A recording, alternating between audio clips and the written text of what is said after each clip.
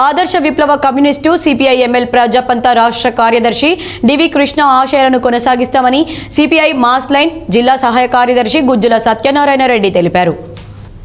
గోదావరి కని టీయూసీఐ కార్యాలయంలో CPI ML mass line ప్రజాపంత ఆధ్వర్యంలో శుక్రవారం ప్రజాపంత పోరాటాలకు పునాది వేసిన ఉద్యమ నిర్మాణకర్త దుర్గంపూడి వెంకటకృష్ణ 3వ వర్ధంతి ఆయన చిత్రపటానికి పూలమాలలు వేసి నివాళులర్పించారు. ఈ సందర్భంగా సిపిఐ ఎంఎల్ మాస్లెం ప్రజాపంత జిల్లా సహాయ కార్యదర్శి గుజ్జుల సత్యనారాయణ రెడ్డి మాట్లాడుతూ తను చిన్నతనంలోనే ఉద్యమం వైపు ఆకర్షితులై అంచెలంచెలుగా ఎదుగుతూ ప్రభుత్వ లేబర్ ఆఫీసర్గా ఉన్నప్పటికీ వారి ఉద్యోగానికి రాజీనామా చేసి ఉద్యమాల వైపు డీవీకే నడిచారన్నారు. కార్మిక సంఘం స్థాపించి అనేక మంది నాయకులను విప్లవం వైపు నడిపించారని తెలిపారు.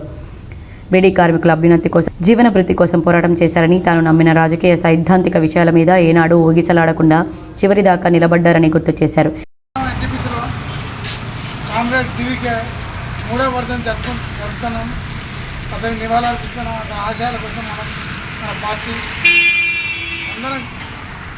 కష్టపడి పనిచేస్తే అతని ఆశయాన్ని చేస్తామనేది